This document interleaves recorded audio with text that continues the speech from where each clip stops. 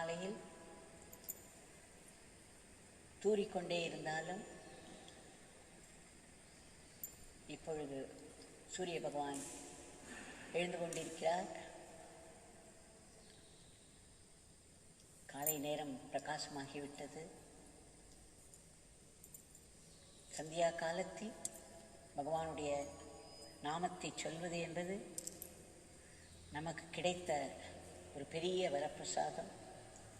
இந்த கொரோனா கிருமியானது தாண்டவம் ஆடிக்கொண்டிருக்கும் இந்த காலத்தில் நமக்கு எப்பேற்பட்ட பாக்கியத்தை பகவான் கொடுத்திருக்கிறார்.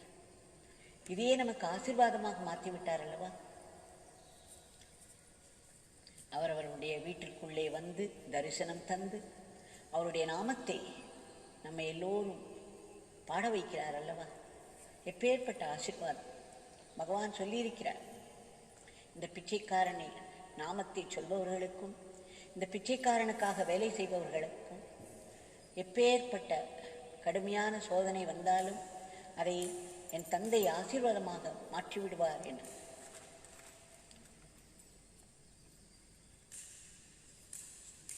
ஒரு முறை ஓம் பிரகாஷ் யோகினி அம்மா அவர்களும் ஸ்ரீ முருகதாஸ் அவர்களும் பகவானுடைய சன்னதி தெரு வீட்டிற்கு அவருடைய தரிசனத்திற்காக சென்று அமர்ந்திருந்த பொழுது அங்கிருந்த ஒருவர் சொன்னார், சுவாமி, நான் ஹிருதய நோயாளி, மருத்துவர்கள் அனைவரும் என்னை கைவிட்டு விட்டார்கள், எனக்கு தாங்கள்தான் கதி என்று கூறி மிகவும் வருத்தத்துடன் விண்ணப்பித்தார். அப்பொழுது பகவான் சொன்னார், ஓம் பிரகாஷ் யோகினி, this beggar is no doctor. He has not studied MBBS. Here there is no blood test, urine test, laboratory equipments. இங்கே எதுவும் கிடையாது. ஓம் பிரகாஷ் யோகினி, இந்த பிச்சைக்காரர் ஒரு வைத்தியர் அல்ல, இவர் MBBS படித்தவரும் அல்ல.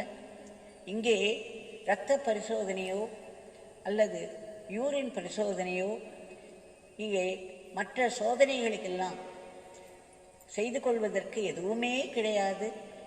ஆனால் ஏராளமான நோயாளிகள் இங்கு வருகின்றனர். இந்த பிச்சைக்காரன் தந்தையிடம் முறையிட்டான், என்ன இப்படி, இந்த பிச்சைக்காரன் ஒரு வைத்தியன் அல்லவே, ஏன் இப்படி இத்தனை நோயாளிகள் இந்த பிச்சைக்காரனிடம் வருகிறார்கள் என்று. உடனே என் தந்தை சொன்னார், உனக்கு நான் ஒரு அரிய பெரிய மருந்து தருகிறேன், அதை எல்லோரிடமும் கொடுத்து விடு என்றார். My father gave this beggar a special medicine, a wonderful medicine, Om Prakash Yogini. Not only this will cure diseases of the body, but the very disease of the cycle of birth and death. பகவான் சொன்னார், என்னுடைய தந்தை ஒரு அரிய மருந்தை, விசேஷமான மருந்தை தந்துள்ளார். இந்த மருந்தானது இந்த உடல் நோயை மட்டுமல்ல, இந்த பிறவிப்பிணி என்று ஒன்று இருக்கிறதல்லவா, தொடர்ந்து பிறப்பும் இறப்பும் மாறி மாறி வந்து கொண்டு நம்மை இந்த சம்சார கடலில் ஆழ்த்தி பல துன்பங்களுக்கு ஆளாக்கி கடைசியில் ஒரு ஞானத்தை பிறப்பிக்கச் செய்து இறைவனடி சேர்வதை கொடுக்கிறதல்லவா, இந்த பிறவிப்பிணியையும் இந்த மருந்து சரியாக்கிவிடும், போகடித்துவிடும் என்று ஒரு மருந்தை கொடுத்திருக்கிறார். அதுதான் இந்த பிச்சைக்காரனுடைய பெயர் யோகி ராம் சரத்குமார் என்று முடித்தாராம். எப்பேற்பட்ட செய்தி நமக்கு, அது எப்பேற்பட்ட பாக்கியம்! அவருடைய நாமம் யோகிராம் சரத்குமார். ஒரு மந்திரம், மந்திரம் என்றால் சக்தி வாய்ந்த மந்திரம். அந்த மந்திரத்தை சொன்னால் உடற்பிணியம் நீங்கும், மனப்பிணியம் நீங்கும், பிறவிப்பிணியும் நீங்கும். இப்படி ஒரு வாக்கு நமக்கு அளித்திருக்கிறார் ஒரு தெய்வீக மந்திரத்தை நமக்கு கொடுத்திருக்கிறார். நாம் அதை நம்பிக்கையோடு சொல்ல வேண்டும். நம்பிக்கையோடு எவ்வளவுக்கெவ்வளவு ஆழமாய் நம்பிக்கை இருக்கிறதோ அந்த அளவிற்கு நமக்கு விரைவில் பலன் கிட்டும். சில சமயம் சொல்பவர்கள் நம்பிக்கையோடு சொல்லிக் கொண்டிருப்பார்கள். ஆனால் சுற்றி இருப்பவர்கள் அதை தடை செய்து கொண்டே இருப்பார்கள். அவர்கள் மனதில் நம்பிக்கை இருக்காது. அவர்கள் அதை பொருட்படுத்த மாட்டார்கள். அதனால் சில சமயம் தடங்கல்கள் நேரலாம். அதை நான் பலமுறை பார்த்திருக்கிறேன். நம்முடைய பகவான் உடல்நலம் குன்றி இங்கு அபோர்டில் படித்திருந்த பொழுது எத்தனை முறை நாம் முறையிட்டாலும், எப்படி கதறி அழுதாலும், சற்று நேரத்தில் உடனே அங்கு வருபவர்கள் சிலர் ஒரு மாதிரி தலையசைத்து இது தாங்காது என்று சொல்லிவிட்டு போய்வார்கள். அவர்கள் சொல்லும் பொழுது அங்கே அந்த அதிர்வலைகளை நான் பார்த்திருக்கிறேன்.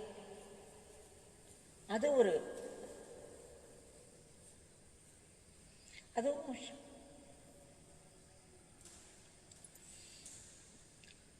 அதற்கு ஒரு பவர் இருக்கிறது. அது பல நெகட்டிவ் அதிர்வலைகளை உடனே அங்கு பரப்புவதை பார்த்திருக்கிறேன். அதனால் பகவான் இப்படி ஒரு அரிய, நமக்கு ஒரு டாக்டரிடம் போகிறோம், அந்த டாக்டர் ஒரு மருந்து கொடுக்கிறார், அதன் பிறகு சொல்கிறார் இதை இப்படித்தான் எடுத்துக்கொள்ள வேண்டும், நீங்கள் இப்படி எடுத்துக்கொண்டீர்களானால் விரைவில் சரியாகிவிடும் என்று. அதை நாம் இப்படித்தான் எடுத்துக்கொள்ள வேண்டும் என்பதை மீறி எப்படி வேண்டுமானாலும் எடுத்துக்கொள்ளலாம் என்று நினைத்தோமானால் நாம் டாக்டரை குறை கூறி என்ன பிரயோஜனம்? அதற்கு ஒரு ஒழுக்கம் தேவைப்படுகிறது, அதற்கு ஒரு நியதி இருக்கிறது. நமக்கு பகவான் ஒரு பெரிய வரப்பிரசாதத்தை தந்துள்ளார். இந்த யோகி ராம் சுரத்குமார் என்ற மந்திரம் இது நம்மை உடற்பிணியிலிருந்து மனப்பிணி, ஏன் பிறவிப்பிணியையே நீக்க வல்லது. இதை நாம் உணர்ந்து நம்பிக்கையோடு தொடர்ந்து சொல்லி வந்தோமானால் இதனால் போக முடியாத வியாதிகளே கிடையாது. அது மட்டுமல்ல, பகவான் திரு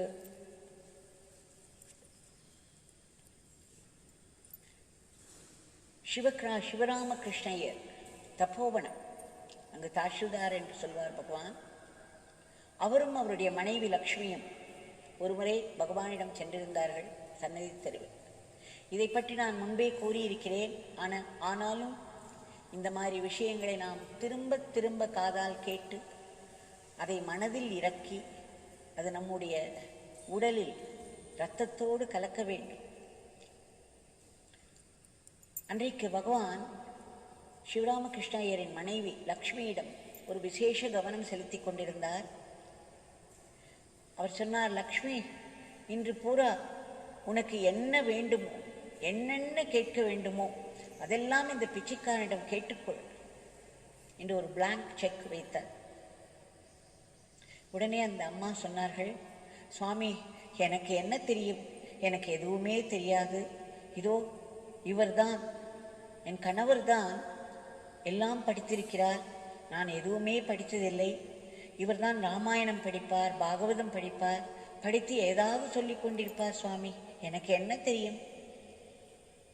உடனே பகவான் கேட்டார், புன்னகைத்து கொண்டே கேட்டார், லக்ஷ்மி, அதையெல்லாம் படிப்பது எதற்காக தெரியுமா? தெரியாது சுவாமி.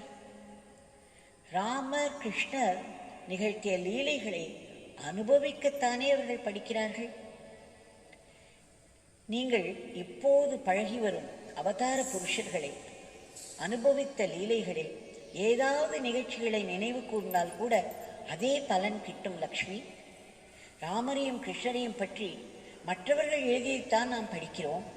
ஆனால் நாம் நேரடியாக அனுபவித்த பெரிய மூர்த்திகளின், மகாத்மாக்களின் லீலைகள் நம் மனதில் நன்றாக பதிந்தவையாகவும் நம்முள்ளே கலந்தவையாகவும் இருக்கும். அதை நாம் மீண்டும் மீண்டும் நினைவு கூறுவதில் ஆனந்தம் கிடைக்கும், ஏற்ற பலனும் நல்ல பலனும் கிடைக்கும் என்று சொன்னார். மறுபடியும் எப்பேற்பட்ட செய்தி நமக்கு! அந்த சமயம் தாசில்தார் பெரிய பக்தர், நம்முடைய பகவானிடம் அப்படி ஒரு பக்தி பூண்டிருந்தார். ஸ்ரீ ஞானானந்தகிரி சுவாமிகளிடம் அப்படி ஒரு பக்தி, பசுமலை சுவாமிகளிடமும் அப்படி ஒரு பக்தி. அவர் சொல்கிறார், நம்முடைய பகவான் இந்த வார்த்தைகளை சொல்லும் பொழுது இவருக்கு ஸ்ரீ ஞானானந்தகிரி சுவாமிகளின் நினைவுதான் வந்ததாம். ஓஹோ, பகவான் அப்படி சொல்கிறார், அவருடைய லீலைகளில் ஏதாவது ஒன்றை நாம் நினைத்து கொண்டிருந்தாலே போதும், நாம் அனுபவித்தவையாகவும் ஆனந்தம் தருபவையாகவும் இருக்கக்கூடிய லீலைகளை நாம் நினைத்து கொண்டிருந்தாலே போதும் என்றுதான் நினைத்தாராம். அதன் பிறகு அவருக்கு பளிச்சென்று தோன்றியதாம். அவர் பின்னால் வீட்டுக்கு போன பிறகுதான் அவருக்கு தோன்றியதாம், அடடா, இவரும் ஒரு அவதார புருஷர் தானே, இவர் நடத்திய லீலைகள் எத்தனை இருக்கின்றன, இவைகளை நாம் நினைத்தாலே, நினைவு கூர்ந்தாலே, இவற்றை நாம் அசை போட்டு கொண்டிருந்தாலே போதுமே என்று அப்பொழுதுதான் அவருக்கு தோன்றியதாம். அவர் சொல்கிறார், அவருடைய மனைவிக்கு அன்றைக்கு விசேஷமாக கவனம் செலுத்தி உனக்கு என்ன வேண்டுமோ கேட்டுக்கொள் என்று பகவான் சொல்லியிருக்கிறார். அதன் பிறகு இதையும், இந்த பெரிய செய்தியும் நமக்கெல்லாம் அளித்திருக்கிறார்.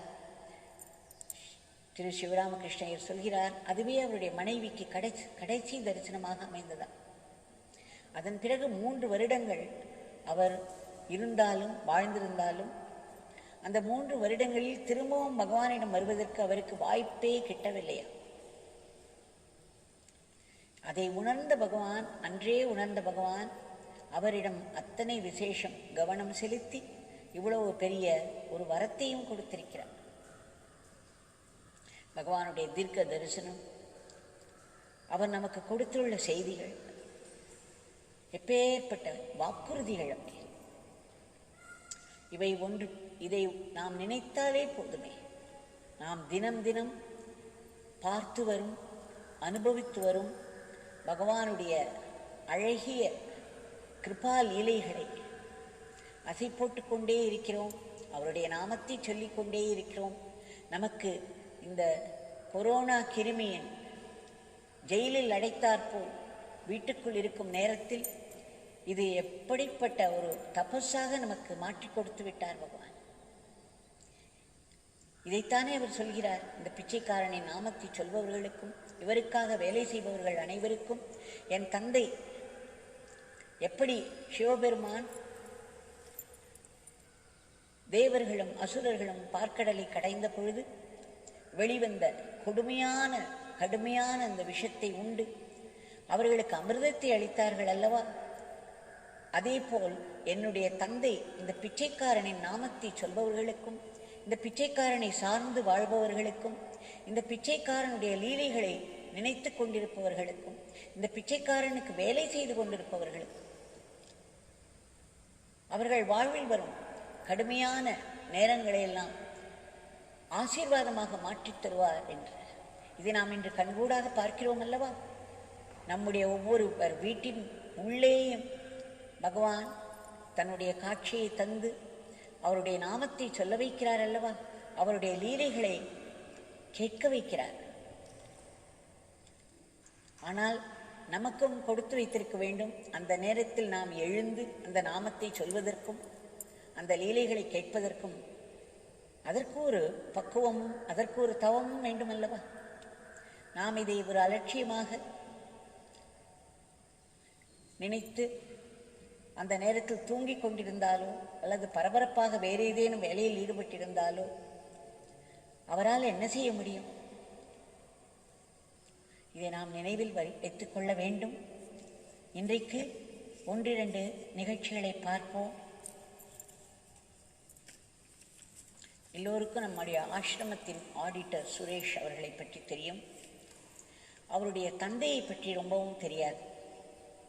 அவர் திரு சந்திரசேகரன், அந்த VDS ஜெயின் ஸ்கூல் என்று நம்முடைய திருவண்ணாமலையில் இருக்கிறது, அதற்கு அவர் ஹெட்மாஸ்டராக இருந்தார். அவர் 1987 தினமும் காலை சன்னதி தெரு வீட்டுக்கு வந்து காலை 6:30 மணிக்கு வந்து விடுவார். பகவான் அவரை உடனே கூட்டு உட்கார வைத்துக் கொள்வார். 7 மணி வரை ஏதேனும் புத்தகம் பகவானுக்கு அவர் பகவான் சொல்வார் எந்த புத்தகம் படிக்க வேண்டும் என்று. அந்த புத்தகத்தை அவர் படித்து காண்பிப்பார். பிறகு செய்தித்தாளையும் படித்து காண்பிப்பார். ஒரு வருடம் விடாமல் அவர் தினம் தினம் சன்னதி தெருவிற்கு வந்து 6:30 மணியிலிருந்து 7 மணி வரை, அவருக்கு அந்த சமயம் ஸ்கூல் இருந்தது, அவர் வேலை பார்த்து கொண்டிருந்தார். அத்தனை அலுவல்களுக்கு நடுவிலேயும் அவர் இதை தவறாமல் ஒரு தவமாக செய்து வந்தார். இப்படி செய்து கொண்டே வந்தவர் திடமென்று நம்முடைய பழைய கர்மா ஏதாவது பலன் கொடுக்க ஆரம்பித்துவிடும். அவைகள் பிடியிலிருந்து நாம் நழுவுவது என்பது மிகவும் கஷ்டம்தான். அந்த நேரத்தில் நம்முடைய இறை உணர்வு, நம்முடைய குருநாதரின் நாமம், இவைகளெல்லாம் நாம் பலப்படுத்தி கொள்ள வேண்டும். இவருக்கு பகவானிடம் வருவதில் ஒரு தொய்வு வந்தது. 3 மாதம் அவரால் பகவானிடம் வர முடியவில்லை. அவர் வரவில்லை. ஒரு நாள் பிறகு கோவிலில் தன்னுடைய பெண் சௌமியாவை அழைத்து கொண்டு கோவிலுக்கு வந்திருந்த பொழுது அங்கே ஒரு மூலையில் பகவான் அமர்ந்திருப்பதை பார்த்தார். உடனே ஓடி சென்று அவரை நமஸ்கரித்தார். அப்பொழுது பகவான் சொன்னார், போ போ, இந்த பிச்சைக்காரனை நீ பார்க்க வர வேண்டாம் என்று சற்று கடுமையாக சொல்லிவிட்டார். அதன் பிறகு இவருக்கு மனம் புரண்டு விட்டது. மிகவும் வேதனை, ஆழ்ந்த துக்கம் இவரை பீடித்தது. அதன் பிறகு மறுநாள் வருந்தி வருந்தி மனதில் பகவானிடம் மிகவும் மன்னிப்பு கேட்டு 6:40க்கு பகவானுடைய வீட்டின் முன் சென்று நின்றார். பகவான் தன்னை விரட்டிவிடப் போகிறார், இனி இவரிடம் நாம் செல்வது இயலாத காரியமாக ஆகிவிடுமோ என்று நடுங்கிக் கொண்டே நின்றாராம். அப்பொழுது பகவான் கதவை திறந்து இவரை பார்த்து புன்னகைத்து, வா வா சந்திரசேகர்ஜி, வாருங்கள் வாருங்கள், இந்த பிச்சைக்காரன் உங்களுக்காகத்தான் காத்து கொண்டிருக்கிறேன் என்று சொன்னாராம். அவருக்கு எப்படி இருந்திருக்கும்? நாமும் இதை அனுபவிப்போம். பகவான் உங்களுக்காகத்தான் காத்து கொண்டிருந்தேன். இவருடைய மனவேதனை எப்படி எட்டி இருந்திருக்கும் பகவானுக்கு. கருணாமூர்த்தியான பகவான் இவருக்காக காத்திருந்து கதவை திறந்து இவரை உள்ளே விட்டு, உங்களுக்காகத்தான் நான் காத்து கொண்டிருக்கிறேன் என்று மொழிந்துள்ளார்கள். அதன் பிறகு இவர் தவறுதே இல்லை. பகவான் சுதாமாவிற்கு வந்த பிறகு கூட இவருக்கு மட்டும் காலை வருவதற்கு அனுமதி உண்டு. அதன் பிறகு பகவான் ஆசிரமத்தில் இந்த பிரேக்ஃபாஸ்ட் ஹட்டில் உணவு எடுத்துக்கொள்ள ஆரம்பித்த பிறகு இவருக்கு மட்டும் அந்த காலை உணவு குடிசையில் பர்மிஷன் உண்டு. எப்பொழுதும் தவறாமல் சந்திரசேகர்ஜி வந்து அந்த காலை உணவை பகவானுடன் தான் எடுத்துக்கொள்வார். அப்பேற்பட்ட ஒரு பெரிய பாக்கியத்தை அவருக்கு கொடுத்திருந்தார்.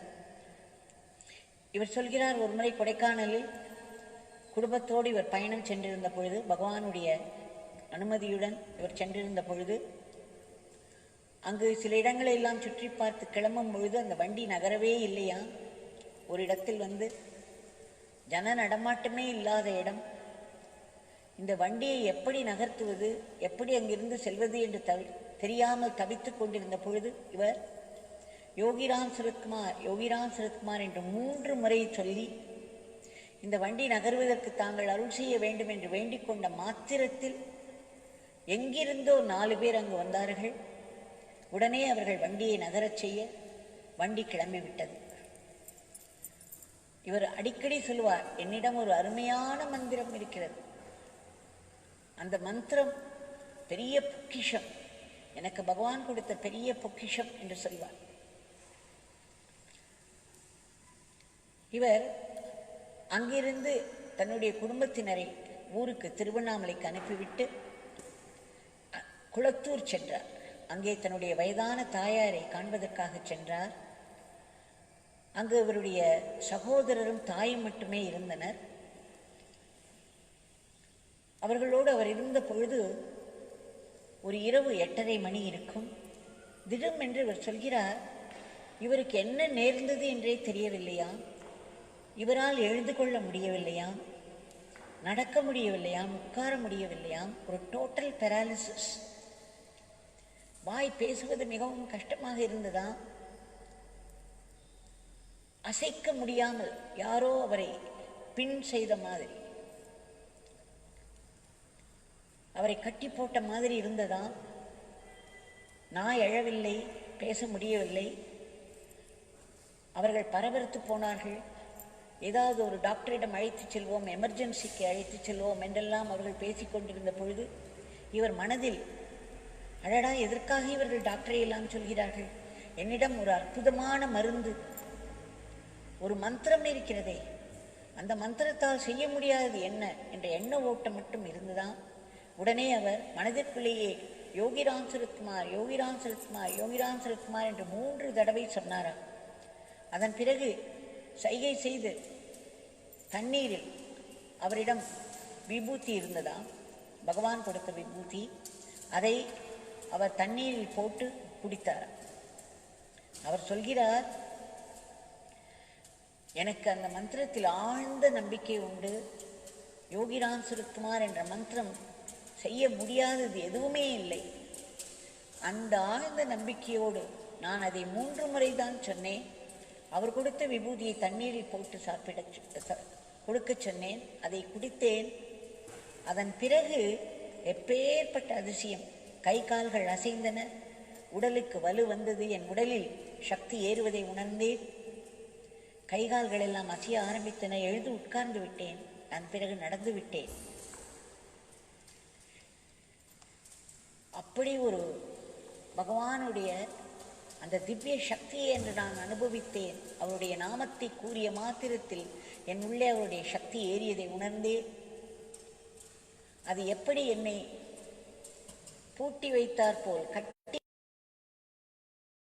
அவர் சுதாமா கார்டனில் பகவான் உட்கார்ந்து கொண்டிருந்தோம். அவரோடு நாங்கள் எல்லோரும் உட்கார்ந்து கொண்டிருந்தோம்.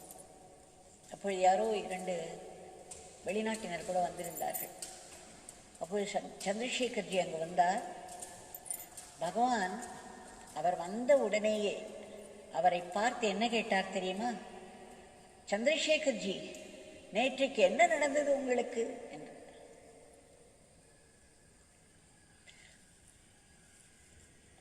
அவர் வாயை திறக்கவே இல்லை.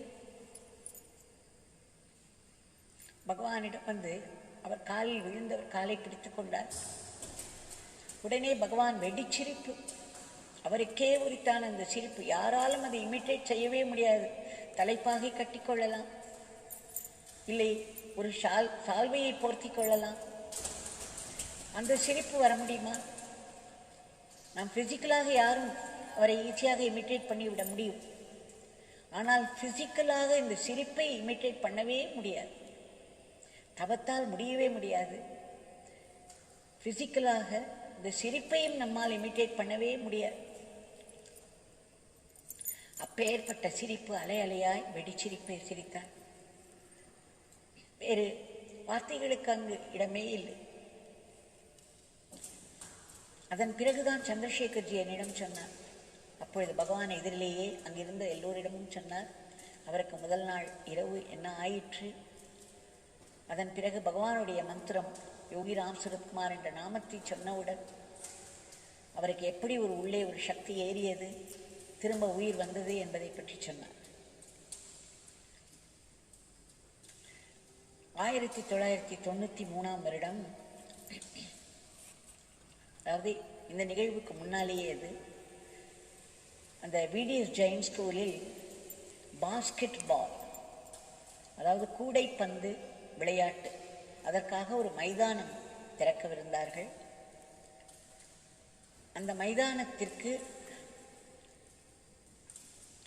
அந்த பிடி மாஸ்டர் என்று சொல்வார்கள் அல்லவா, அந்த ஸ்கூலை சேர்ந்த அந்த பிடி மாஸ்டர், அவர் பெயர் சரியாக ஞாபகம் இல்லை. அவர் வெள்ளூருக்கு சென்றார். நடராஜன் என்று அவருடைய பெயர். அவர் வேலூருக்கு சென்றார் அதற்கு பர்மிஷன் வாங்குவதற்காக, அந்த விளையாட்டு திடலுக்கு. அப்புறம் பர்மிஷன் கிடைத்து விட்டது. ஆனால் அவர்களுக்கு ஒரு பெரிய விபத்து நேர்ந்து விட்டது. அந்த விபத்தினால் அவர் மிகவும் பலகீனமான நிலையை அடைந்தார். டாக்டர்கள் எல்லோரும் கைவிட்டு விட்டனர். அவரால் அந்த விழா, அந்த திடல், விளையாட்டு திடல், ஓப்பனிங் செரிமனி, திறப்பு விழாவிற்கு அவரால் அங்கு வர முடியுமா என்பதே மிகவும் சந்தேகமாக இருந்தது. அப்பேற்பட்ட ஒரு ஹீன நிலையில் இருந்தார். பகவான் அவருக்கு தன்னுடைய ஸ்பரிச தீட்சையை கொடுத்து அவரை உய்வித்தார். அவரால் அன்றைக்கு அந்த விழாவில் கலந்து கொள்ள முடிந்தது. அந்த விழாவிற்கு, அந்த ஓப்பனிங் செரிமனி அன்று பகவான் சன்னதி திரு வீட்டில் தான் இருந்தார்.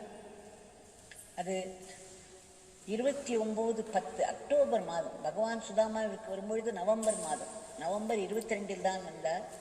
ஒரு மாதத்திற்கு முன்பு இந்த மைதானத்தை திறப்பு விழா நடக்கவிருந்தது. அப்பொழுது சந்திரசேகர்ஜி பகவானிடம் சன்னதி திரு வீட்டிற்கு வந்து தாங்கள் இந்த விழாவிற்கு கண்டிப்பாக எழுந்தருள வேண்டும் என்று வேண்டிக் கொண்டிருந்தார். எதிர்பாராத விதமாக பகவான் சொன்னார், மிகவும் உற்சாகத்தோடு சிரித்தபடியே, ஆம் சந்திரசேகர்ஜி, நான் கண்டிப்பாக வருவேன் என்று கூறினார். இந்த பிச்சைக்காரர் வருவார் உங்கள் விழாவிற்கு என்று. அவருக்கு ஒரே ஆச்சரியம். உடனே அவர் சொன்னார், அன்றைக்கு 9 மணிக்கு அந்த விழா ஆரம்பம் தொடங்கவிருக்கிறது என்றால் இது காலையில் நடக்கும் விஷயம் வழக்கம் போல். அப்பொழுது 6:30 மணிக்கு வந்து விடுவார் அல்லவா சந்திரசேகர். அப்பொழுது கேட்ட உடனேயே பகவான் இந்த பிச்சைக்காரன் வருவான் என்று சொன்னார். சொன்னது மட்டும் இல்லாமல் உடனே கிளம்பி விட்டார். கிளம்பி ஒரு ஆட்டோ கொண்டு வர சொல்லி அந்த ஆட்டோவில் ஏறி இருவரும் VDS ஜெயின் ஸ்கூல் போவதற்கு பதிலாக பகவான் சொன்னார், நாம் ரமண நகரில் இருக்கும் சுதாமா இல்லத்திற்கு போவோம் என்றார். அப்பொழுது நான் மட்டும் அந்த வீட்டில் இருந்தேன் முதல் வருடம். அப்பொழுது மற்ற சுதாமா சகோதரிகள் எல்லோரும் வேலையில் இருந்தார்கள். அதற்கு ஒரு வருடம் கழித்து தான் அவர்களால் வர முடிந்தது, வேலையை விட்டு வர முடிந்தது. அதுவரையிலும் நடுவில் நடுவில் வந்து சென்று கொண்டிருப்பார்கள். அப்பொழுது நான் தனியாக உட்கார்ந்து கொண்டிருந்தேன் சுதாமாவில். பகவானுடைய நாமத்தை சொல்லிக்கொண்டு அவருடைய படத்தின் முன்னே அமர்ந்து கொண்டிருந்த பொழுது திடமென்று வாசலில் ஒரு ஆட்டோ சத்தம் கேட்டது. ஒரே தடதர வேண்டிய யாரோ கதவை தட்டியது போல் இருந்து எழுந்து ஓடி போய் கதவை திறந்தால் பகவான் நிற்கிறார். அப்பொழுது எனக்கு சிறிதும் ஐடியா கிடையாது. பகவான் அடுத்த மாதம் வரவிருக்கிறார், அவருக்கு உடல் நலம் குன்ற போகிறது என்று எதுவுமே தெரியாது. நான் போய் கதவை திறந்தேன். பார்த்தால் அங்கே பகவான் நின்று கொண்டிருக்கிறார், சந்திரசேகர்ஜி நின்று கொண்டிருக்கிறார், ஆட்டோ நின்று கொண்டிருக்கிறது. உடனே பதறி போய் கதவை திறந்து வாருங்கள் வாருங்கள் பகவான் என்று அவரை உள்ளே அழைத்து சென்றேன். அவர்கள் இருவரும் பகவான் அங்கே இந்த பூஜை அறையில் உட்கார்ந்து கொண்டார். பிறகு சொன்னார், உனக்கு ஒரு 10 நிமிடம்தான் தருவேன், நீ உடனே கிளம்ப வேண்டும் என்றார். எனக்கு எங்கே கிளம்புகிறார் எதுவுமே தெரியவில்லை. உடனே ஒரு 10 நிமிடத்தில் நான் அவர் சொன்ன நேரத்துக்குள் ரெடியாகி வந்தவுடன் வா என் பின்னாடி என்று கூப்பிட்டார். அப்பொழுதும் எனக்கு ஒன்றும் தெரியாது, எங்கு போகிறோம் என்ன என்று. திடுமென்று பகவான் வந்திருக்கிறார், வாசலில் நிற்கிறார். என்னை உள்ளே வர வந்து நீ 10 நிமிடங்களில் தயாராக வேண்டும் என்று சொன்னார். அவர் பின்னாடியே ஓடினேன். ஆட்டோவில் ஏறிக்கொண்டோம். இன்னொரு ஆட்டோவையும் வரவழைத்து நாங்கள் அந்த VDS ஜெயின் ஸ்கூலுக்கு அழைத்து சென்றார் பகவான். அந்த விழாவில் பகவான் என்னை பேசச் சொன்னார். எனக்கு ஒன்றுமே புரியவில்லை. காலையில் எழுந்து அவசர அவசரமாக அந்த ஆட்டோவில் பகவானுடன் வாழ்வது என்பது சாதாரண விஷயம் இல்லை. ஏனென்றால் அவர் அடுத்து என்ன சொல்வார், அடுத்து என்ன செய்வார் என்று யாருக்குமே தெரியாது. நாம் நிமிடத்திற்கு நிமிடம் அவர் சொல்படி நடக்க வேண்டும், அதற்கு தயாராக இருக்க வேண்டும். வேறு தவம் என்பதே வேண்டாம். இப்படித்தான் பகவான் என்னிடம் சொன்னார். அங்கு போய் உட்கார்ந்தவுடன் தேவகி நீ போய் பேசு என்றார். எனக்கு ரொம்ப மைக் பிடித்து அதிகமாக பேசலாம் தெரியாது, என்ன பேசுவது என்று தெரியவில்லை. அப்பொழுதுதான் நான் உணர்ந்து கொண்டேன், அது ஏதோ விளையாட்டு மைதானம் அவர்கள் திறக்கவிருக்கிறார்கள் என்று. அதன் பிறகு ஒரு 5 நிமிடம் எனக்கு மனதிற்கு தோன்றியவை, பகவான் அருளினால் என்னுடைய நாவில் அவரே இருந்து ஏதோ பேசினார். அது என்ன என்று கூட எனக்கு ஞாபகம் இல்லை. அதுதான் முதல் முறையாக பகவான் என்னை வெளியே அழைத்து சென்ற அந்த அக்கேஷன். அதற்கு சந்திரசேகர்ஜி துணையாக இருந்தார். அந்த நிகழ்வை அவராலும் மறுக்கவே முடியாது. ஏனென்றால் பகவான் அங்கே அந்த விளையாட்டு பிடி மாஸ்டர் அவரையும் கூப்பிட்டு அவரை நன்கு ஆசீர்வதித்தார். அவர் அதன் பிறகு நல்லபடியாக ஆகிவிட்டார். டாக்டர்களால் கைவிடப்பட்ட நிலையில் இருந்தவர் நன்றாக தேறிவிட்டார். அன்றைக்கு பகவான் அந்த ஸ்கூலில் ஒவ்வொரு ரூமுக்குள்ளும் சென்று ஒவ்வொரு வகுப்பறைக்கும் சென்று அவர்களை அந்த இடத்தை எல்லாம் ஆசீர்வாதம் செய்தார். அந்த ஸ்கூல் முழுவதும் நடமாடினார். அங்கேயே அவர்கள் எங்களுக்கு காலை உணவையும் கொடுத்தார்கள். அதையும் பகவான் அங்கிருந்த அத்தனை டீச்சர்ஸ் எல்லோரோடும் சேர்ந்து சுவாமி எடுத்துக்கொண்டார். எனக்கும் அந்த பாக்கியம் கிடைத்தது. சந்திரசேகர்ஜி அப்படி ஒரு பெரிய பக்தராக ஒரு நாள் பார்த்தார் போல் தினம் காலை 6:30 மணிக்கு பகவானுடைய வீட்டின் முன்பு இருப்பது சாதாரண விஷயம் இல்லை. பகவானோடு இணைந்த ஒவ்வொரு செயலும் ஒரு தவம். அந்த தவத்திற்கேற்ப நமக்கு மனப்பக்குவம் வரும். அதுவும் பகவான் இச்சையினால்தான் வர வேண்டும். இந்த நிலையில் திரு சந்திரசேகர்ஜி அவர்களை ஆசிரமம் பகவான் வர ஆரம்பித்த பிறகு அந்த காலை உணவு கூடத்தில் உணவு குடிசையில் 7 மணிக்கு காலை உணவு நடைபெறும் பொழுது சந்திரசேகர்ஜி தவறாமல் கலந்து கொள்வார். ஒரு முறை அந்த தீபாவளி நெருங்கிக் கொண்டிருந்த சமயம் நாங்கள் எல்லோரும் உட்கார்ந்து கொண்டிருந்தோம். ஒரு பக்கம் பெண்மணிகள் உட்கார்ந்திருப்பார்கள், இன்னொரு பக்கம் ஆடவர்கள் உட்கார்ந்திருப்பார்கள். அப்பொழுது சந்திரசேகர்ஜி பகவானுக்கு வலது பக்கம் உட்கார்ந்து கொண்டிருந்தார். திடும் என்று ஏதோ அவர் மேல் ஏறினார் போல் இருந்தது. அவருடைய முதுகில் அவர் உடனே தட்டிவிட்டார். கழுத்து வரையில் வந்துவிட்டது. ஒரு தட்டி விட்டார். பார்த்தால் ஒரு பாம்பு. பகவான் அங்கே அமர்ந்திருக்கிறார். அந்த காலை உணவு குடிசையில் நாங்கள் ஒரு பக்கம் உட்கார்ந்து கொண்டிருக்கிறோம். இன்னொரு பக்கம் திரு மணி அவர்கள், சந்திரசேகர்ஜி எல்லோரும் அமர்ந்திருக்கிறார்கள். அவர் தட்டி விட்ட பிறகுதான் பார்த்தோம் ஒரு குட்டி பாம்பு. நாங்கள் எல்லாம் விக்கித்து போய்விட்டோம். ஒரு நிமிடம் என்ன எப்படி இது நடந்தது, இது எப்படி உள்ளே நுழைந்தது, எப்படி அவர் மேல் ஏறியது என்று தெரியவில்லை. பகவான் உடனே அவரை பார்த்து கையை உயர்த்தி அவரை ஆசீர்வதித்தார். அதன் பிறகு சொன்னார், சந்திரசேகர்ஜி, இந்த பிச்சைக்காரன் உங்களிடம் ஒரு வேண்டுகோள் விடுக்கிறான். நீங்கள் இன்னும் சில நாட்களுக்கு இந்த பிச்சைக்காரன் சொல்லும் வரை திருவண்ணாமலை விட்டு அசையக்கூடாது, திருவண்ணாமலை விட்டு நீங்கள் போகக்கூடாது. நீங்கள் எனக்கு இந்த வாக்கு தாருங்கள் என்று கேட்டார். அவர் சொன்னார், சுவாமி, தங்களை மீறி நான் எதுவுமே செய்ததில்லை. நான் கண்டிப்பாக நீங்கள் சொன்னபடி நடந்து கொள்வேன். உங்கள் அனுமதியின்றி நான் திருவண்ணாமலை விட்டு செல்ல மாட்டேன் என்று சொன்னார். அதன் பிறகு இந்த தீபாவளி நெருங்கிக் கொண்டிருந்தது. அப்பொழுது அந்த சென்னையில் இருந்த அவருடைய உறவினர்கள் எல்லோரும் இவர் வர வேண்டும் என்று விரும்பினார்கள். ஒரே ஒரு நாளைக்கு வந்துவிட்டு செல்லுங்கள் என்று அவர்கள் எல்லாம் கேட்டுக்கொண்டதன் பேரில் சந்திரசேகர்ஜி பகவானிடம் கேட்டார், சுவாமி, எல்லோரும் என்னை வற்புறுத்துகிறார்கள், ஒரே ஒரு நாளைக்கு தீபாவளிக்கு நான் சென்னை சென்று விட்டு வருகிறேன் என்று கேட்டார். பகவான் சிறிது நேரத்தில் மௌனமாகிவிட்டார். அதன் பிறகு அவர் சொன்னார், சரி சந்திரசேகர்ஜி, அந்த ஒரே ஒரு நாள் தான் நீங்கள் அங்கு இருக்க வேண்டும். மறுநாள் காலையில் நீங்கள் இங்கு வந்துவிட வேண்டும். அதற்கு மேல் உங்களுக்கு அனுமதி கிடையாது என்று சொல்லிவிட்டார். ஆனால் விதியின் திட்டம் வேறு வகையாக இருந்தது. அவரால் உடனேயே திரும்ப முடியவில்லை. அதன் பிறகு எங்களுக்கு பகவான் அன்றைக்கு சுதாமாவில் அந்த நெல்லிக்காய் மரம் ஒன்று இருக்கிறது, பகவானே நட்ட மரம். அது ஒரு தெய்வீக மரம். அதில் யாரும் காய்களை கூட பறிக்கக்கூடாது என்று சொல்வார். கனிகள் கீழே விழுந்த பிறகு எடுத்துக்கொள்ளலாம். இந்த பிச்சைக்காரனுக்காக கூட நீங்கள் அதிலிருந்து எந்த கனியையும் பறிக்கக்கூடாது என்று சொல்லிட்டார். அதனால் நாங்கள் ஏதாவது கனிகள் விழுவதற்கு காத்திருப்போம். அதன் பிறகு அதை அவருக்கு வேண்டியது போல் செய்து கொடுப்போம்.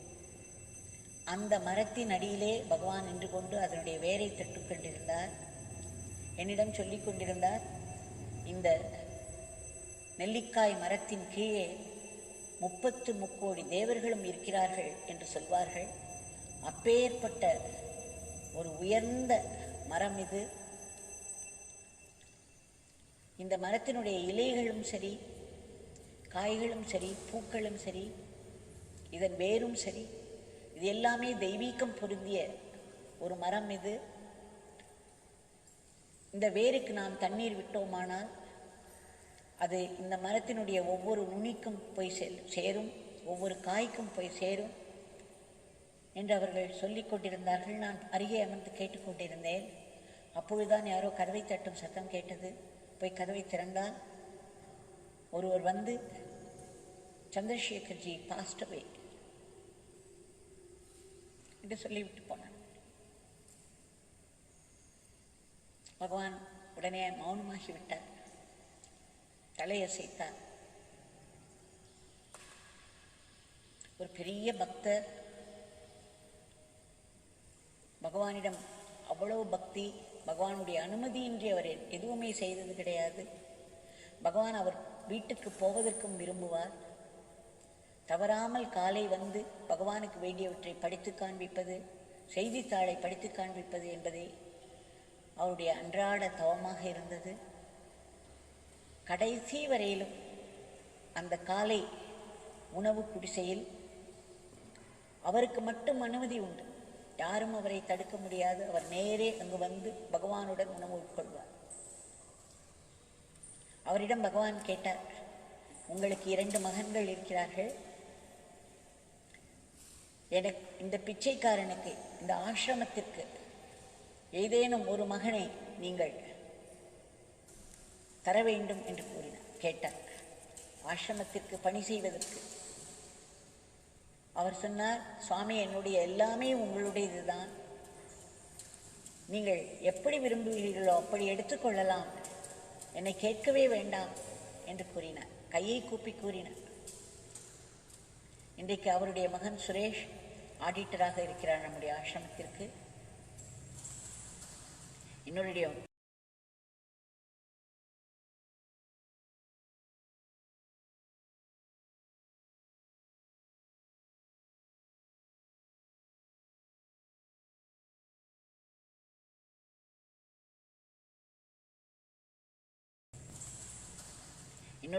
இன்னொரு மகன் ரமேஷ் கல்ஃப் கண்ட்ரியில் இருக்கிறார். அந்த குடும்பம் இன்றும் பகவானுக்கு சேவை செய்து வருகிறது. இதிலிருந்து நமக்கு எத்தனையோ செய்திகள் கிடைக்கின்றன, எத்தனையோ படிப்பினைகள் இருக்கின்றன. இதையெல்லாம் நாம் வெறும் லீலையாக நினைக்கும் பொழுது ஆனந்தமாக இருக்கிறது. ஆனால் அதே சமயத்தில் அதில் இருக்கும் படிப்பினையும் நாம் மறக்கக்கூடாது. அவற்றை திரும்ப திரும்ப நினைவுக்கு கொண்டு வந்து நம்மால் முயன்ற அளவுக்குத்தான் நம்மால் முயற்சி செய்ய முடியும். ஆனால் அந்த முயற்சி செய்வது நாம் கண்டிப்பாக செய்ய வேண்டியது. அதுதான் நம்முடைய தவம். அந்த பகவான் இதோ நம் கண் முன்னே இருக்கிறார். அவரிடம் இன்றைய பிரார்த்தனை நாம் சமர்ப்பிப்போம்.